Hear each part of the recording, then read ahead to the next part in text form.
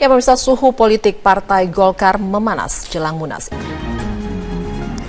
Pemirsa, usai mengikuti pertemuan tingkat tinggi ASEAN dan Amerika Serikat, Presiden Joko Widodo mengadakan rangkaian kunjungan kerjasama dengan Dewan Kerjasama Bisnis ASEAN dan Amerika Serikat. Selain itu, Presiden juga mengadakan kunjungan ke perusahaan internet dan komunikasi di kawasan Silicon Valley, San Francisco.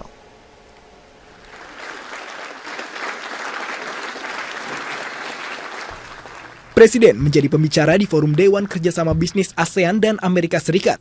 Pertemuan tersebut dihadiri para pemimpin perusahaan dan investor. Presiden mengundang para investor untuk menanamkan modalnya di Indonesia. Presiden mengatakan saat ini pemerintah telah mengeluarkan kebijakan yang mempermudah para investor untuk berinvestasi di Indonesia. I am optimistic that we have reached a measure of economic stabilization. However, ladies and gentlemen, we still have a long way to go. We are not satisfied. I'm not satisfied.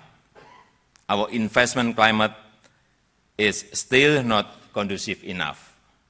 To quote that famous ex-California governor again, there are still many excessive permits, licenses, and restrictions, to which we will say, hasta la vista, baby.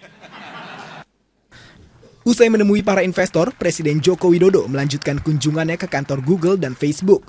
Di markas Google, Presiden berharap adanya kerjasama antara Google dan Indonesia untuk mengembangkan usaha kecil menengah berbasis online. Selain Google, Presiden juga mengunjungi markas Facebook dan menemui pendiri Facebook, Mark Zuckerberg. Presiden kembali mengajak pihak Facebook untuk membantu pengembangan bisnis pemula online atau startup.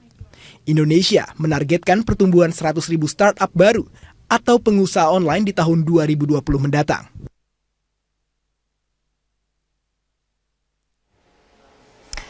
Ketua Umum Partai Golkar Abu Rizal Bakri bertemu dengan sejumlah poros muda Golkar di Kuningan, Setiabudi, Jakarta Selatan. Dalam pertemuan itu, Ical mengaku tidak membahas soal Munas Partai, hanya membicarakan tentang wacana kewajiban para calon ketum untuk melakukan diskusi publik dengan kader muda. Dalam pertemuan dengan sejumlah poros muda Partai Golkar, Abu Rizal Bakri mengharapkan adanya debat publik para calon ketua umum dengan kader-kader muda partai. Hal tersebut untuk dapat mengetahui kualitas para calon ketua umum baru serta mengembangkan visi Partai Golkar untuk negara kesejahteraan di tahun 2045 yang diprakarsai Abu Rizal sendiri. Dalam visi kesejahteraan 2045, Golkar menawarkan gagasan baru untuk mengefektifkan proses perencanaan dan pelaksanaan pembangunan serta mengoptimalkan perolehan hasil pembangunan di semua aspek. Pada saat awal saya menggulingkan, karena menurut saya ini satu hal yang lebih penting dari sekedar Monas, yaitu bicara tentang visi negara kesejahteraan, visi Indonesia 2045, negara kesejahteraan. Mengadakan satu diskusi secara publik dengan mereka. Saya kira satu langkah yang baik sehingga semua orang tahu bagaimana kualitas daripada calon ketua umum yang akan datang. Persaingan calon ketua umum Partai Golkar makin ketat menjelang Munas mendatang. Saling serang antar pendukung calon ketua umum juga mulai terjadi.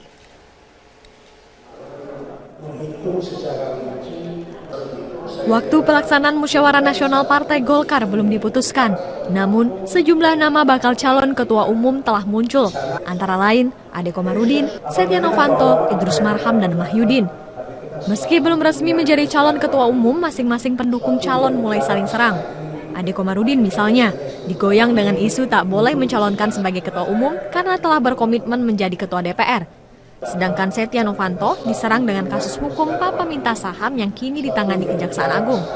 Ya, syaratnya yang penting adalah bahwa dia didukung oleh minimal 30 daerah, 30 suara. 30% suara ya. Itu artinya kurang lebih 180 DPD 1 atau DPD 2. Yang kedua, dia memiliki PDLT, artinya tidak punya potensi dia melakukan pelanggaran hukum atau punya potensi masalah hukum di kemudian hari. Kemudian yang ketiga, dia minimal aktif di DPP itu 5 tahun. Itu syarat-syarat yang tidak bisa dihindari. Sementara itu, untuk menghindari terjadinya politik uang dalam Munaslup yang akan digelar April atau Mei nanti, politisi Partai Golkar Ridwan Bae mendukung adanya keterlibatan KPK dalam mengawasi dan mencegah adanya praktik politik uang, terlebih praktik politik uang dalam perhelatan forum tertinggi partai rentan terjadi. Sebenarnya korelasi antara partai golongan karya atau oknum-oknum partai golongan karya dengan perjalanan partai itu dengan perjalanan Munas tidak ada kaitannya sebenarnya. Tetapi karena ada sejumlah calon juga yang menjadi pejabat negara di dalamnya, maka berarti KPK mau melihat untuk itu sesuatu yang layak dan wajar itu, menurut saya, dan bisa dilakukan itu. Berdasarkan ADART Partai Golkar, seorang bakal calon ketua umum membutuhkan dukungan suara dari daerah setidaknya 30%. Ada 533 DPD Golkar tingkat 1 dan 2 di seluruh Indonesia. Maka, seorang bakal calon ketua umum setidaknya harus didukung 160 DPD 1 atau 2. Tim Liputan, Metro TV. Pemirsa, keputusan Menteri Hukum dan HAM yang mengesahkan kepengurusan hasil Muktamar Bandung sebagai pengurus yang sah Partai Persatuan Pembangunan ditolak tegas oleh P3 Kubu Muktamar Jakarta.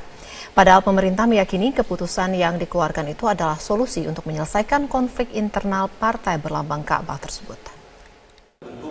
Itu anggaran dasar Bandung.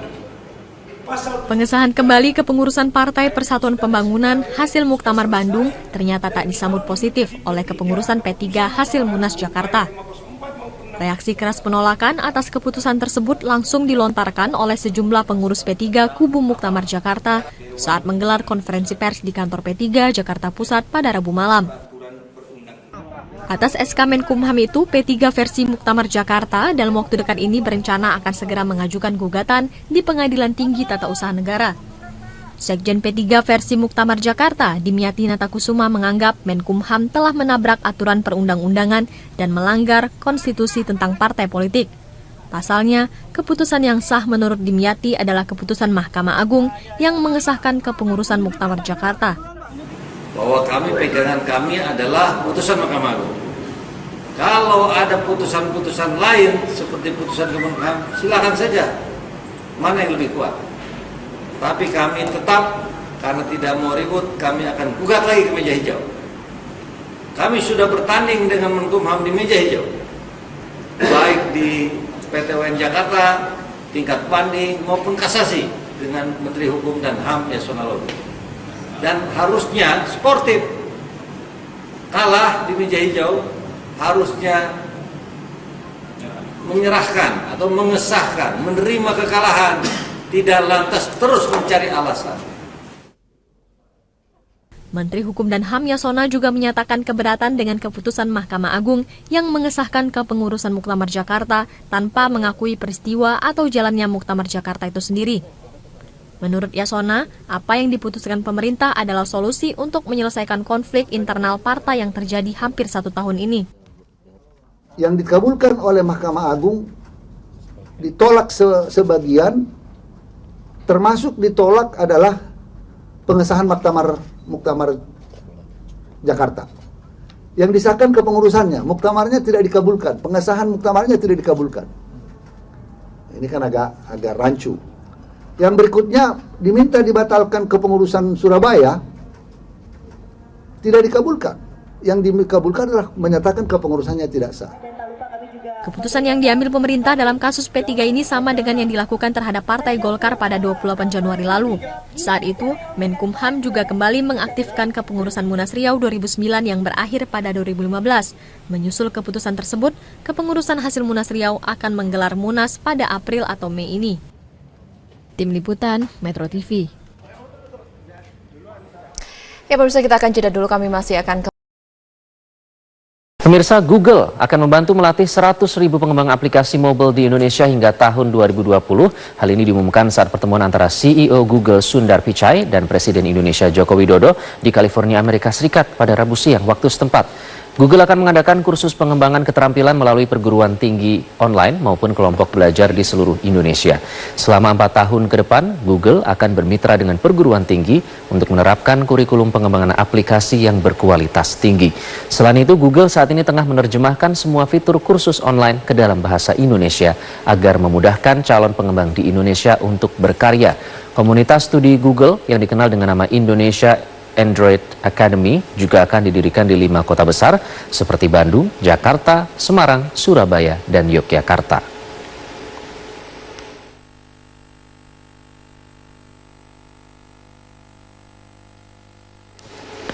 Demikianlah seluruh rangkaian informasi dalam Metro Bisnis kali ini. Mewakili seluruh kerabat kerja yang bertugas, saya Iqbal.